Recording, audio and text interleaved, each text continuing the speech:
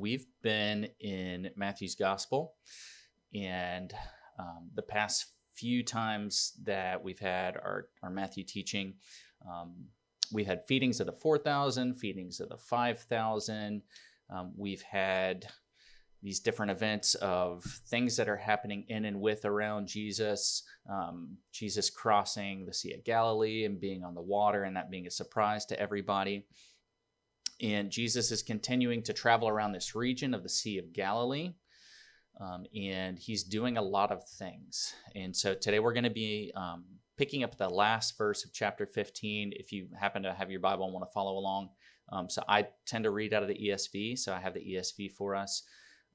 But we'll be in chapter 16 in its fullness. So it is a longer passage, and I'm going to read the full passage to start off with that last verse of chapter 15. After sending away the crowds, he got into the boat and went to the region of Magadan. And the Pharisees and Sadducees came, and to test him, they asked him to show them a sign from heaven. He answered them, "When it is evening, you say, 'It will be fair weather, for the sky is red.' And in the morning, 'It will be stormy today, for the sky is red and threatening.' You know how to interpret the appearance of the sky, but you cannot interpret the signs of the times. An evil and adulterous generation seeks for a sign, but no sign will be given to it except the sign of Jonah." So he left them and departed. When the disciples reached the other side, they had forgotten to bring any bread. Jesus said to them, "Watch and beware of the leaven of the Pharisees and Sadducees." And they began discussing it among themselves, saying, "We brought no bread." But Jesus, aware of this, said, "Oh, you of little faith, why are you discussing among yourselves the fact that you have no bread?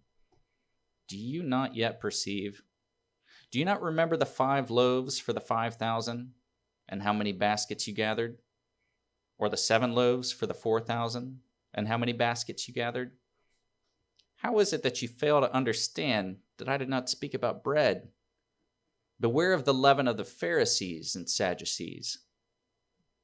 Then they understood that he did not tell them to beware of the leaven of bread, but of the teaching of the Pharisees and Sadducees.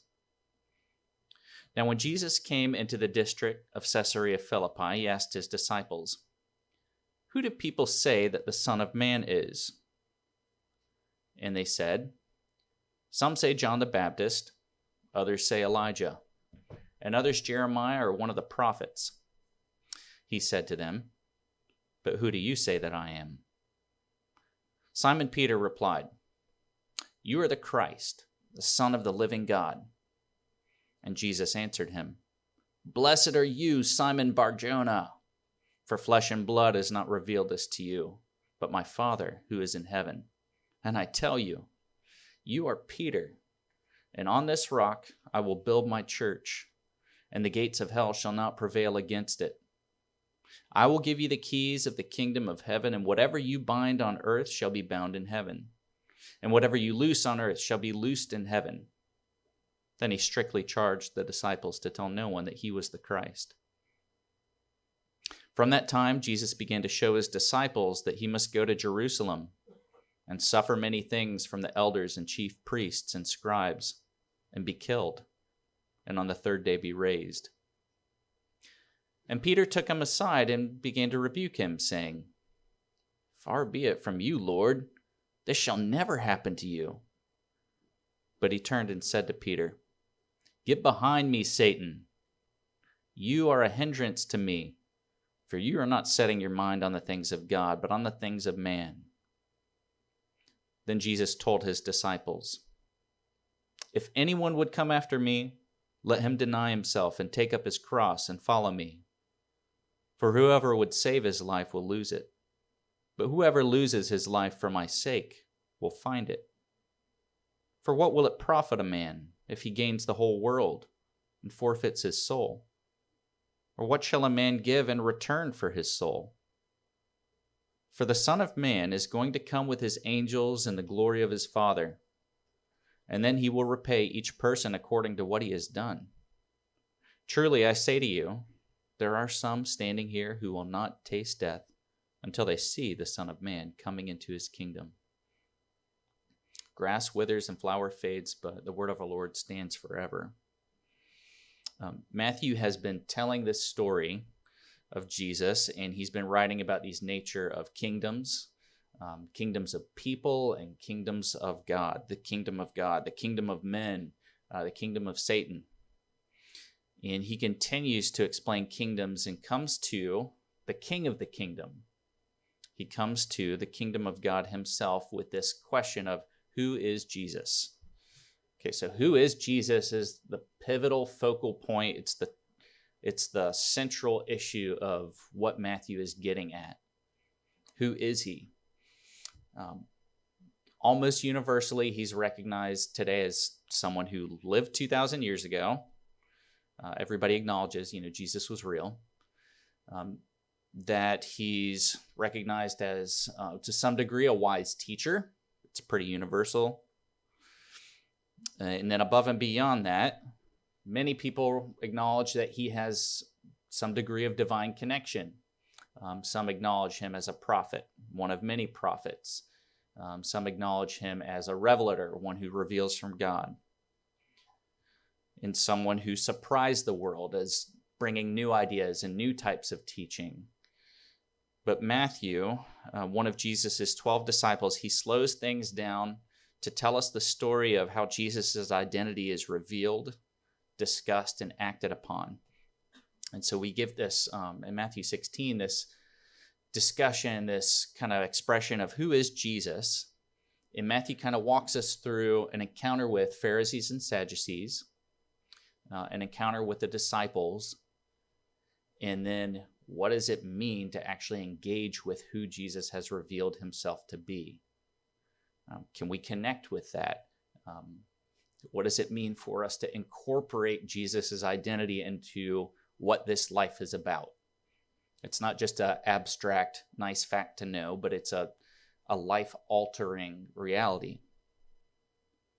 And so Matthew takes us through stages of discussion, and he ends, chapter 15 with being at the region of Magadan. He would be on the west coast of the Sea of Galilee, and so that's where he is, kind of in a more populated area. And he is there, and the community has responded to Jesus' presence by these groups of Pharisees and Sadducees drawing over to where he is. Okay, so Jesus is approached by these groups of Pharisees and Sadducees. They want to test him. They want to come and give their own test of, we're here to investigate, we're going to conduct our own investigation. Now, these are two groups of people that are oppositional. They oppose each other, but their frustration and disagreement over who Jesus is has united them. And it's a strange thing. They essentially see Jesus as a curiosity and a threat. And so they've actually kind of bound up themselves together to conduct their investigation side by side.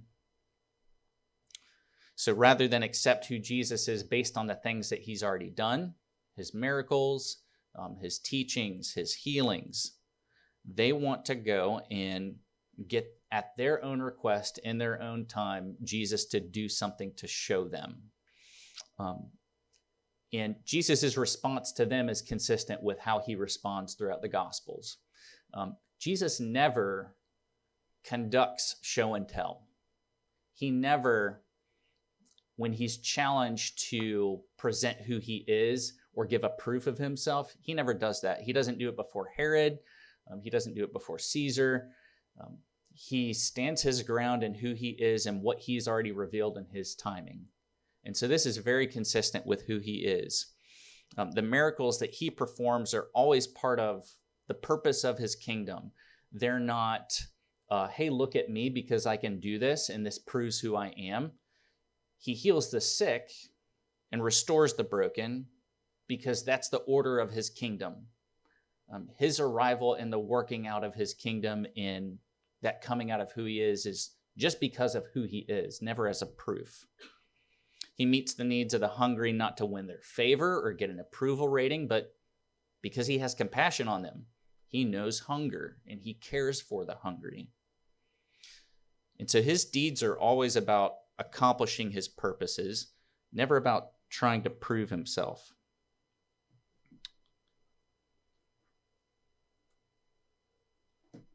I did realize that I'm going to need slides at some point because I have things in there that aren't in what I have printed out. So I was trying to secretly, quietly multitask, but it didn't work.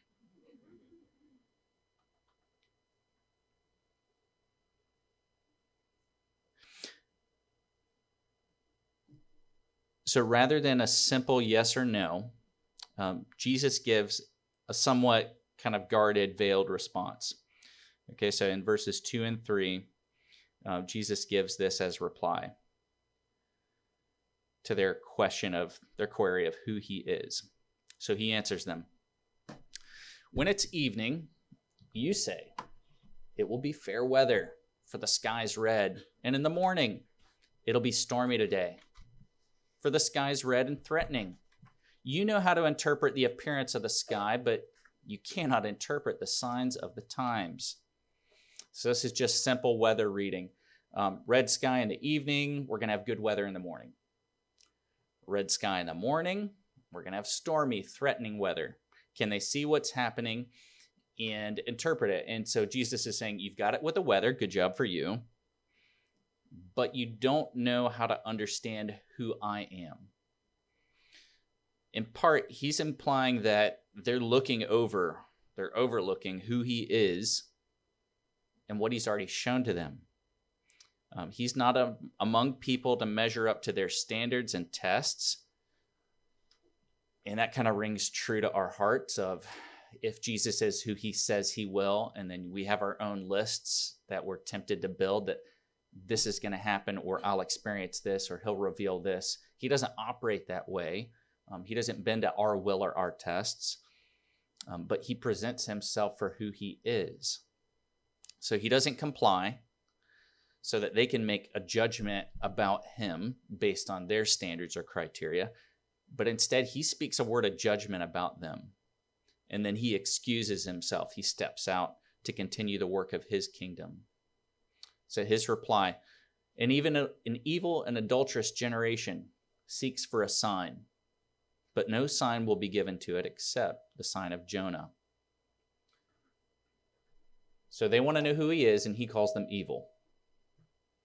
They want to know who he is, and he calls them adulterous, that they're running after other things, that as people who should be faithful and have a covenantal fidelity relationship towards God, that they're running after and pursuing other things.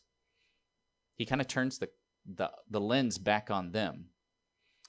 And so seeing Jesus from his perspective is we need to see where we are, and we need to see in many ways the kind of rot and the brokenness that's in us, and to consider that as we approach who Jesus is. The more direct response is he talks about the sign of Jonah. So Jonah's story is pretty familiar. It's a story that Jesus references a handful of times and speaks as to like its historical credibility, that it's a real event.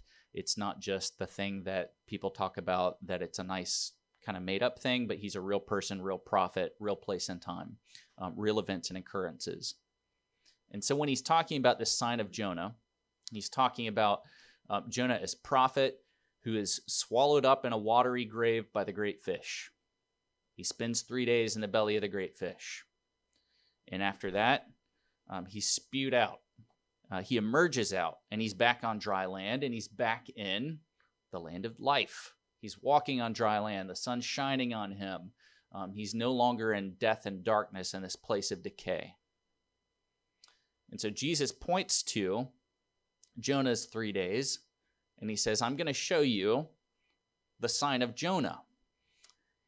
And he's alluding that he's going to do the better sign of Jonah, that the proof that he's going to give, the ultimate proof of his identity and his claims and who he is, hangs on what he's going to do in his time of death in those 3 days where his body is given over to death, where when his side is punctured, Luke tells us blood and water flowed from his side. He has a very real death. He's very much hanging lifelessly there on the cross, and his body's taken and wrapped and put in a grave in a very real way. That his body stays in this sealed up grave for 3 days. That it's not an almost dead situation or a mostly dead situation. It's a very fully dead for many days situation. And so on the 3rd day, this resurrection that he's going to accomplish, that's what he's alluding to in the sign of Jonah. And he speaks about it again when he's talking to his disciples, but to the Pharisees and Sadducees, he just calls it the sign of Jonah. And so we know that the reality of the resurrection is why we're here. It's why we're here on this day. Otherwise, the Jewish Sabbath would continue to call us to meet together on Sabbath, on Saturdays. But we are a people who celebrate and kind of we in many ways recreate the resurrection in our gathering every Sunday. It's a resurrection reality that is the reason we're in this room and in this place. And so Jesus has given them this the sign of Jonah pointer of saying, you'll see, you'll know, it's going to be national news. It's going to be a big event. That'll be the thing you can hang your hat on. Don't come to me with your petty proof requests and tests, but you will see the resurrection. It's coming.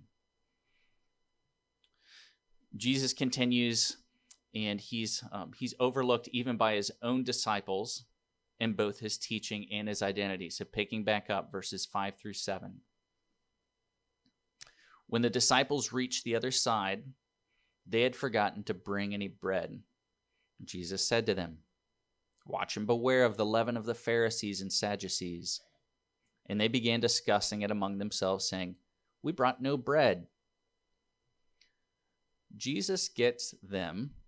He sees where they're at. He knows very clearly what's going through their minds, how they're processing things, what they've hung on to and what they've got or not got. But they really don't get him. And it's kind of embarrassing for them to not get him at this point. He has accomplished these huge miracles of providing out of abundance from such a small measure. The 5 loaves to feed the 5,000 and the 7 for the 4,000. And he's done these grand acts of providing and feeding and nourishing and caring. And here they are with him, and they say, "We've got no bread." And so it's kind of a blatant misstep at this point, that on the heels of these 2 tremendously huge feedings, they're fixated still on, well, we've got no bread. Our pantry's empty. Our bags, we didn't bring stuff in our bags. And right next to them, with them, caring for them, is the bread of life. The bread of heaven is with them as their God. And so he focuses then on saying, don't get caught up in the Pharisees and the Sadducees and all of their issues, all of their teachings, all of their, twiddling their thumbs. Don't get caught up on them, as he warns them about leaven. Now, the thing of leaven is you don't really see it. Leaven is it's an unseen. It's the yeast in the bread, and if you put we know we can put yeast in bread and make bread happen if you have it in your pantry. Like, it's what I do every time I make pizza. I get out the yeast and I activate it, and then it makes the dough rise. But once it's mixed in the dough, you don't really see that it's there. You don't see its work happening instantaneously. You can take a piece of leavened dough with active yeast in it and put it in flour that doesn't have it, and it grows and it spreads and it permeates and it works its way. And so he's talking to them about this destructive skepticism that's stuck in the Sadducees. They don't want to believe anything. They want to stand back, and they want to be skeptical. They value their open thinking. They take pride in being open thinkers. And that sounds pretty familiar. To be proud of being an open thinker. I'm not going to be tied down to ideas. That's the Sadducees' stick. The Pharisees, they're hung up on their own self-righteousness and their posture and holding to their traditions. So we've got these two groups, the holding to the old ways, the old guard, the scholarly ways. And then we have that we're not going to be bound. We can't be tied down. And Jesus is saying, don't get caught up in these things. We see two tragic commitments between the Pharisees and Sadducees that he's warning them about. And these bad ideas, these bad ways of thinking and living are so integrated into who the Sadducees and Pharisees are that they don't even see it anymore. It's so natural and organic to who they are that they've kind of gotten lost in it. They don't see clearly anymore. And so Jesus is warning his disciples, don't get stuck in their ways. Don't get sucked into the thing that they are. And so while we can say a lot about them and who they are, in his warning, his point is, don't miss the newness that arrives in Jesus. There is a newness rhythm of what Israel would experience every year in terms of leaven. When they would remember the Passover, they would start with unleavened bread, so no yeast in it. And that would be kind of the purging of the old to receive the new. And so moving forward from last year's leaven meant the dough without any yeast in it had to sit out, and it was open to the air. And air exposure is going to make a new thing come into that dough. The new on the spore level. Okay, these little yeast spores, they're going to make their way into the new dough, and they're going to create a new thing happening. The rising process is going to start all over again. And so Jesus is not bound to this old leaven, this old invisible thing that you can't see, but it's sticky and making a difference and it's making trouble. But he wants to do something new in who he is. And so Matthew takes us now on a scene shift. They've been along the coast. They've been at Magadan. They're going to go up to the region headed towards Caesarea Philippi. And what I would show you, we have the Sea of Galilee. And then on the northern region, you kind of go to the coastline. In Caesarea Philippi, it's about 25 miles north of the Sea of Galilee. It's on the very outer edge, on the very outer rim of the territory of Israel. And so it's an important location because of what Jesus is going to be talking about and where it is. Throughout the Old Testament, this area, it's near Dan. It's near Mount Hermon. So Mount Hermon is kind of the peak. It's one of the big mountains that's there by Caesarea Philippi.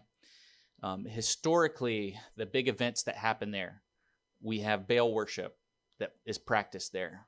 So thinking back to big events with Elijah and Israel encountering Baal worship in the Old Testament. In this in-between time coming up towards Jesus, the Greek Empire, they come through this region and they have rule over Caesarea Philippi. And so what happens in this area as the Greeks come in is they bring their pagan practices to Caesarea Philippi, and they find a cave. And it's at the base of a cliff's edge, and there's water that flows out of the cave. And so they get excited because for them, this matches with their fertility god worship.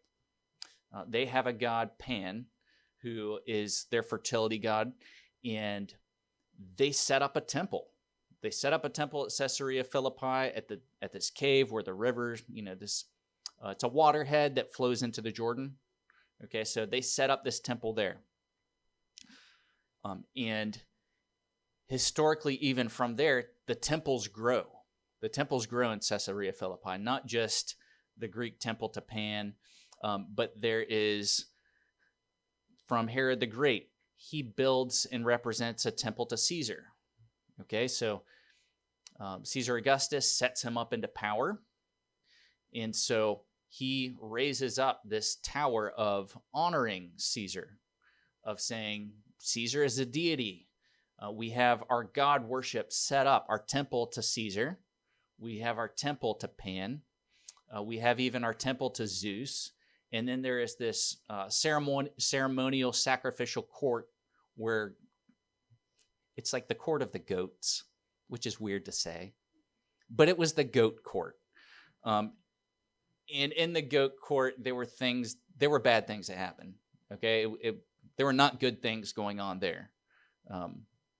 Let your imagination run with pagan worship and the things that can happen, and those things are happening there. And so this is a place that has a history of idolatry, of debauchery, of cult prostitution. It is a gritty, weird place for Jesus to take his disciples. This is not Jerusalem. This is not at the temple of the God of Israel. This is at the weird pagan place at the outskirts of their land where all these other people have come in and infiltrated and raised up these places of false worship.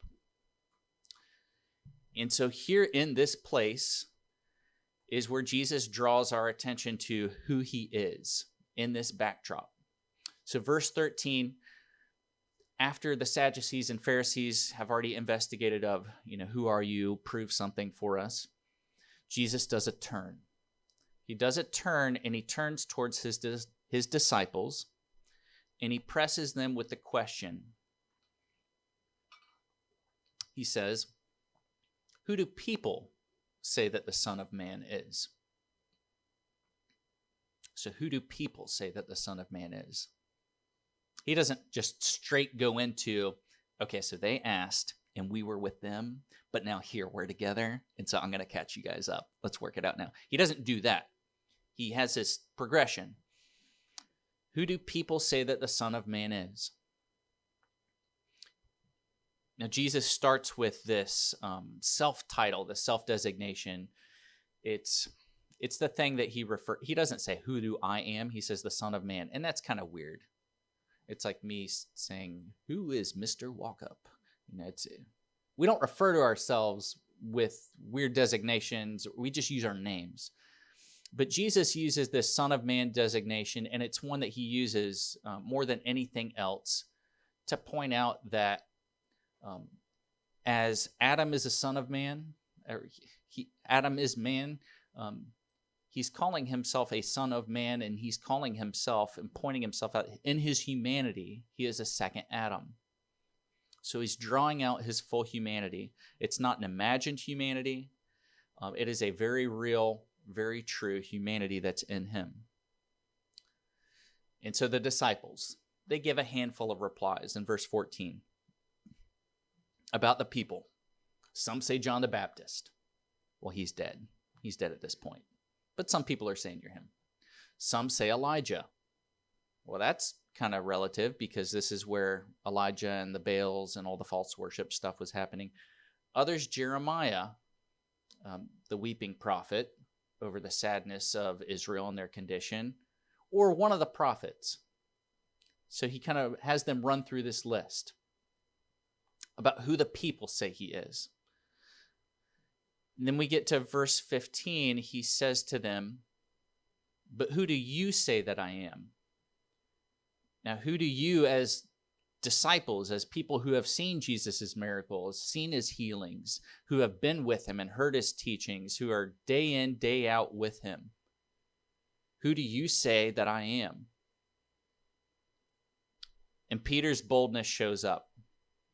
Verse 16, Simon Peter replies, "You are the Christ, the Son of the living God." And so he gives this two-part open statement of who Jesus is. Now, he says he's the Christ.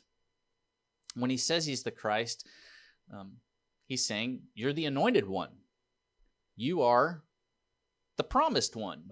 You're the Messiah. You are the one who's supposed to be sent. We've been expecting a king. You're that king. You're going to be the geopolitical hero that we wanted. That's who we think you are, Jesus. You're the real deal. You're the one who got baptized by John the Baptist, and you're teaching us, and you're doing all this. And so he is the sent one. He is the Redeemer one, the Redeemer King. And then Peter's, his explanation is bigger than he realizes. That's often the thing that Peter does is he speaks better than he knows, which is kind of beautiful. He speaks better than he understands. And Peter confesses that Jesus is the Son of the living God. In this place where the temple to the Greek god Pan and the temple to the Greek god Zeus, and we have the temple to Caesar, and he says, you're the Son of the living God. You're not these old fake temple idols that are stuck over here. You are true God of true God. That he is the righteous king whose throne will know no end. That he is the one who's going to throw off oppression and restore God's people. And the reason that that this whole big picture identity of who Jesus is, Son of Man, Son of God, is so central to who he is there's good news necessity. If Jesus comes and he's not truly man, he doesn't know the stuff we deal with. He doesn't know what it is to be like us. He doesn't face the same things that we feel. He doesn't feel the struggles of living in a broken world in this broken place. But we know Jesus was made in every way like us and submitted himself to be part of creation. Part of his own creation, he came down into it so that he would know the ways in which we're tempted. He would know the ways in which we struggle. He would know the ways in which we suffer. And so that the work that he does is connected to us. His fleshliness and our fleshliness, we're of the same stuff because he's born of Mary. The necessity of him being the Son of the living God.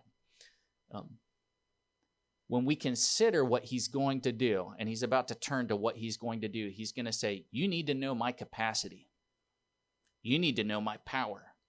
You need to know what I'm capable of. I'm not just one of you. I'm very much like you, but I can do far more and far greater. As he goes to talk about his death and sacrifice and resurrection, it is central that we know his man nature and his God nature that are mystically both one, fully God and fully man, provide the only sacrifice that could go beyond himself, that could satisfy the brokenness and the sin, to satisfy God's wrathful judgment being poured out on him, and at the same time offer full life that extends not just to himself. His resurrection isn't just a himself capable resurrection. It's a resurrection power that can go beyond himself because of his God self. And so this is a huge identity that Peter unfolds, that really he speaks better than he knows, but he says it anyways. And Jesus' reply to him, verse 17, Jesus answered him. And he does some name things here. He says, blessed are you, Simon Bar-Jonah. That's his birth name, Simon, son of Jonah. So Simon's born of a Jonah dad, okay? Simon Bar-Jonah. And then he's talking about Peter's humanity now. For flesh and blood has not revealed this to you, but my Father who is in heaven. And here we're going to get a name switch. And I tell you, you are Peter. You are Cephas. You're the rock. And on this rock, I will build my church, and the gates of hell shall not prevail against it. Now, in the midst of Peter's naming who Jesus is, beautifully and better than he knows, Jesus places on him the new name that he's already kind of alluded to. That he is, his seeing Jesus makes him a new guy. His seeing and knowing who Jesus is, in many ways makes him a new person, and he gets a new name. And this on this rock I will build my church. There's a lot of historical disagreement on what's being stated or meant and happening here. But I think it's most clear and most helpful that Peter's confession is the thing. Both Peter himself and his confession are the things that the church is being built on. It is a big thing that is shown even when we consider Ephesians 2. And so I would have had this slide up for you to look at, but you just get to hear me read some more. And so Paul writes to the church in Ephesus about this idea of what Jesus is saying, that the church is going to be the foundation. He says, Ephesians 2:19 through 22. So then you are no longer strangers and aliens, but your fellow citizens with the saints and members of the household of God, built on the foundation of the apostles and prophets, Christ Jesus being the cornerstone, in whom the whole structure, being joined together, grows into a holy temple in the Lord. Now, there's a whole lot of applicable parallel things that Paul just unfolded about Jesus' identity. This renaming, new identity of knowing and seeing who Jesus is. That Jesus Christ is himself. He's the cornerstone. He's the one at the corner that all the other stones of the foundation line up against. But he's calling Peter the rock, and he's calling those who have seen him, those who have known him, those who are going to testify to who he is, as the foundation on which the church will be built. They're going to tell. Peter is going to do a big show and tell. Peter is going to, at the day of Pentecost, these 50 days after the resurrection, Peter's going to stand up and he's going to tell the gathered world in Jerusalem who Jesus is. And 3,000 new people are going to come to faith because of Peter and his confession, his proclamation of who Jesus is. Now, the point isn't so much that it's Peter, but it's God uses this guy. God uses this guy to establish his church and to build his church and to grow his church. And he's one of many stones. It's a very architectural thing. And so as he's talking to Peter and his disciples, he goes now to the you all. There are times in the Bible where we just see the word you, and it's really like our southern y'all. It's the you all. And so we get the y'all. And so it's nice to have y'all in the Bible, even though it's, they don't really slump to our southern grammar. But we get the y'alls. Okay, so Jesus, he turns from the you Peter, because he did all this whole thing with Peter, and now he goes to the y'all, and he says, I will give you, this is the y'all, the keys of the kingdom of heaven. Whatever you bind on earth shall be bound in heaven. Whatever you loose on earth shall be loosed in heaven. Then he strictly charged the disciples to tell no one that he was the Christ. So Jesus has said, now you guys have an understanding of who I am. That's going to make all the difference to the world. Kingdom entrance, being part of who I am and my people, has to do with what you guys are going to proclaim. You've seen me. You know me. You're going to testify to me.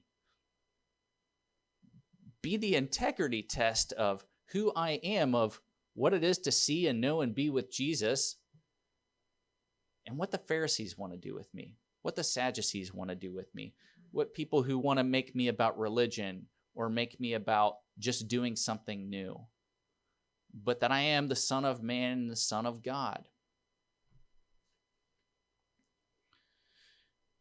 So Jesus is having this in himself when he talks about the keys to the kingdom. He talks about the gospel as a two-edged sword, that in one edge, it cuts away the dullness and hardness and the callousness of our hearts, to cut away that oldness and bring us to new life. That's one cut of the gospel, is the reality of knowing who we are as sinners before God and our unworthiness before him, and the thing that we have earned is eternal condemnation, separation from him. That's a hard cut to hear. But that it cuts us away from the things that we would cling to as false hopes and false idols, and takes us to a place of new life with God. And it's a brutal cut, but it's a surgical, life-giving cut.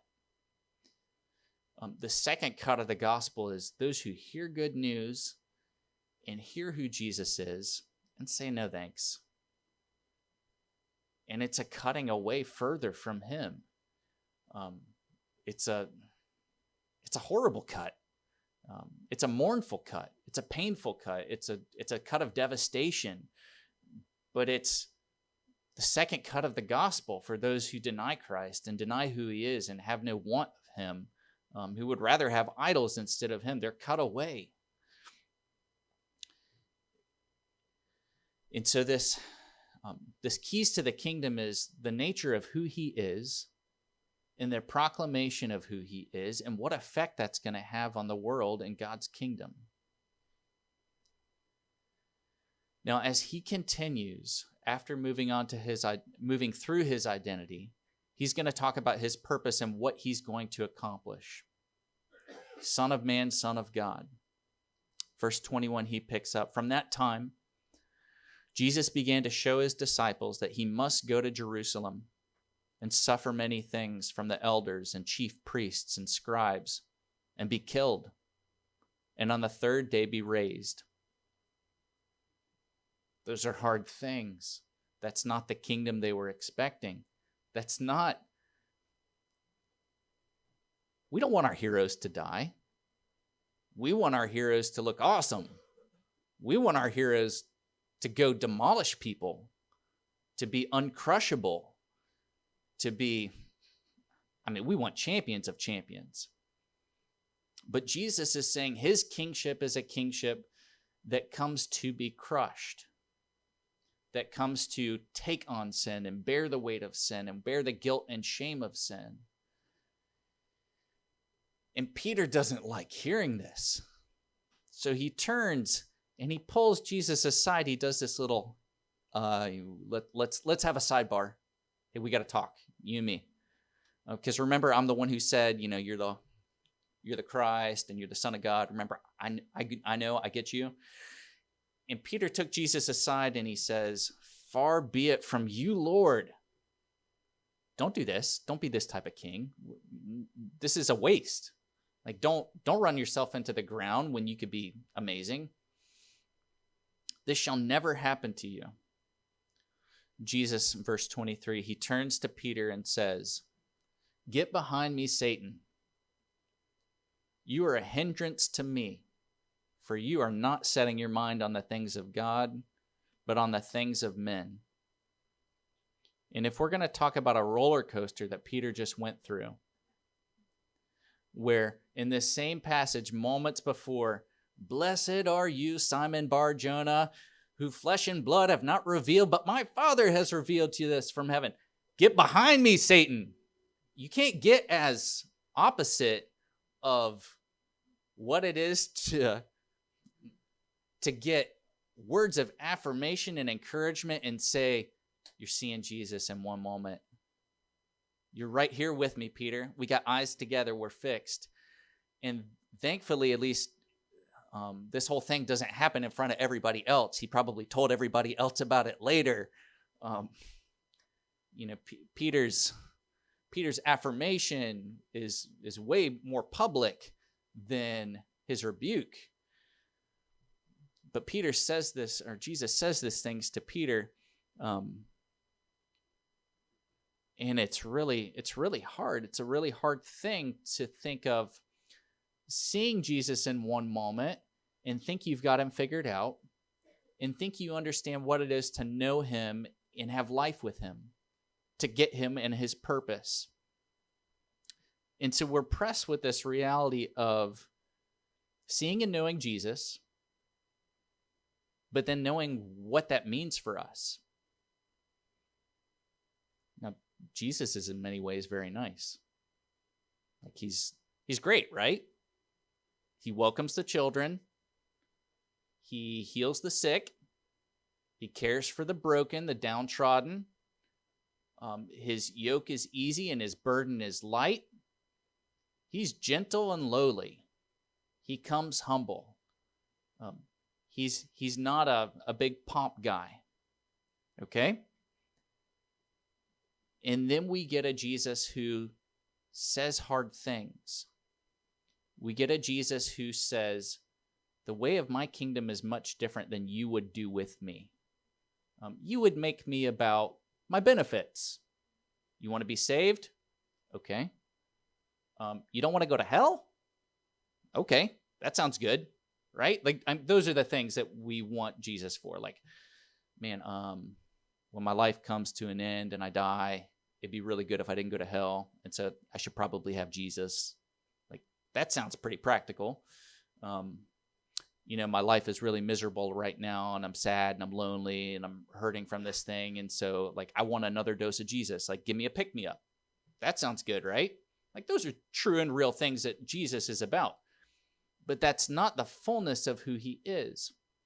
The fullness of his kingdom, in his bindings, in his loosings, is a fuller, more expression of freedom from sin, freedom from death, freedom from Satan, freedom from self, of doing something much bigger.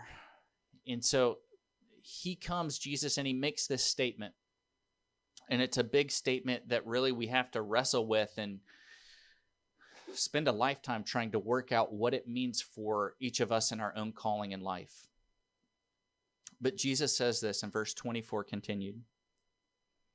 If anyone would come after me, let him deny himself and take up his cross and follow me. For whoever would save his life will lose it. But whoever loses his life for my sake will find it. For what will it profit a man if he gains the whole world and forfeits his soul? Now, we don't know what the course of our lives will look like for us to do that thing. What does it look like for us to take up our cross and follow Jesus? Some ways it's very joyful. Like, it's joyful to experience freedom from being obsessed with yourself and obsessed with the kingdom of me and obsessed with personal goals and what type of empire you would build. That's extremely freeing, that your life is no longer a small microprint of you and your empire and what you can do. It is very freeing to be welcomed into something bigger. But it's also pretty scary to hear, take up your cross and deny yourself and follow me into an unknown thing that you don't know what it's going to look like. Self-denial is pretty miserable. Suffering is pretty miserable. Enduring tests and trials is pretty miserable. But there's joy in suffering when it's with Jesus. There's joy in suffering and hardship when we go in the steps that Jesus has gone. Paul writes about this in 2 Corinthians 4. And this is, I think, much more clear than anything I can say. And so I wanted to leave us with this thought of kind of how Paul takes this idea that Jesus is talking about and letting us sit in it and think on it. And so he writes this, 2 Corinthians 4, starting at verse 5. For what we proclaim is not of ourselves, but Jesus Christ as Lord, with ourselves as your servants for Jesus' sake.